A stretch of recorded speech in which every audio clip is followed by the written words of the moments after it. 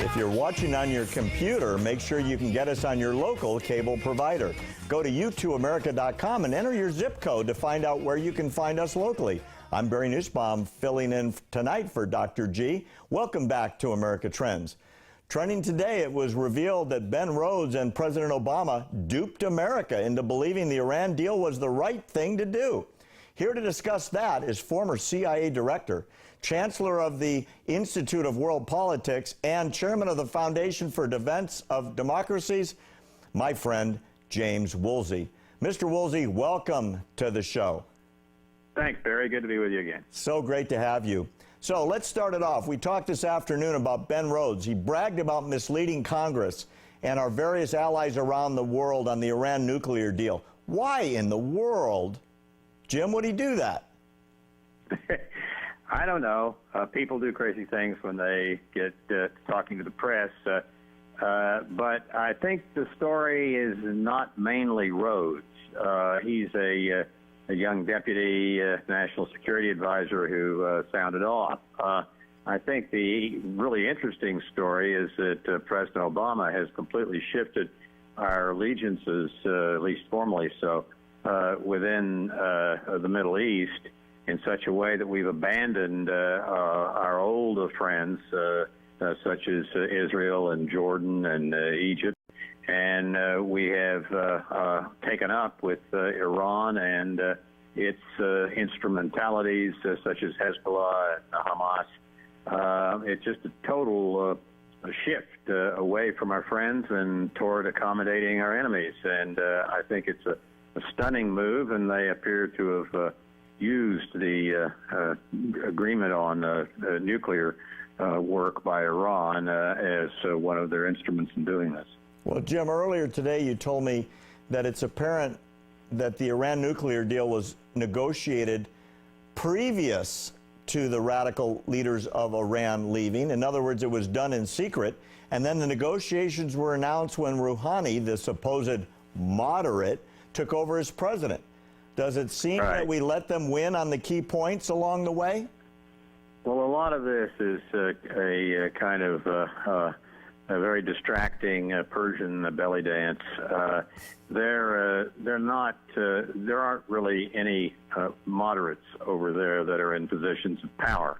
There are lots of moderate and wonderful and brave Iranian people and students who have taken to the streets and demonstrated for democracy and got killed by the Revolutionary Guard and all the rest.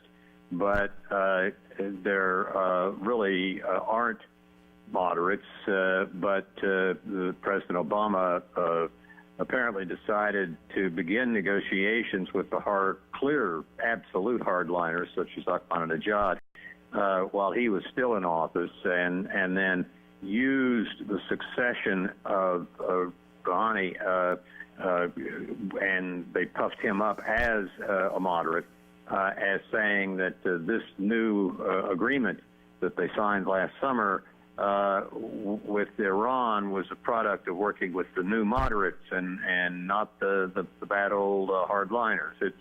It's basically all just a scam. Got it. So tell me about the military bases. That's an exclusion within this JCPOA that we can never inspect military bases, and yet the designation of military bases seems to be rather in flux, doesn't it? Yeah. I was either a delegate or advisor on three substantial arms control negotiations with the Soviets back during the Cold War, and then I headed up one negotiation with all of the Warsaw Pact. And if we had had any verification provisions in anything that we did that were like this, we'd have gotten laughed out of Geneva. It was just amazing. What they have done is come up with a provision which the U.S. has bought, which says that they can pretty well designate any part of Iran as a military facility, and once it's a military facility, they can keep inspectors out. So why would we accept that? I mean, that seems insane. Why would we accept something that says we can't inspect anything that they say we can't inspect? Because apparently the United States government was operating under the principle that it wanted an agreement no matter what, even if it was an agreement that enhanced substantially the position of Iran. The negotiations in that part of the world, particularly historically with the Persians, with the Iranians now, are not about give and take the way you and I think of negotiations, whether international ones or business ones. They're about Iran doing everything it can to show dominance. And all of the symbolism and all the rest of it really matters to the Iranians. And all they're after is showing dominance and having maximum flexibility for themselves. They have the ability under this treaty not only to designate any place a military area, and so you can't expect it to Americans and others, but they can, if we say we want from this particular square kilometer samples of soil, and we're going to send our inspectors in to get it because we think it might be radioactive, the Iranians can say, no, we'll provide you with the soil, and then they can take it from someplace else. It's sort of like photoshopping the soil samples. That's amazing. And that's permitted under the treaty, too. Not under the treaty, sorry, under the deal. So has anybody, Jim, ever seen the final structure of this deal in its entirety with all of the addendums? It's a great question, and to the best of my knowledge, no, we have not. We had not as of the last time I checked, which was about 3 months ago. And that's important because the statute that got passed about a year ago by the U.S. government that kicked these terrible negotiations off and got them started was one that provided that the treaty the deal didn't begin to take effect until all parties had a full copy of the signed document, and the document has not been distributed yet.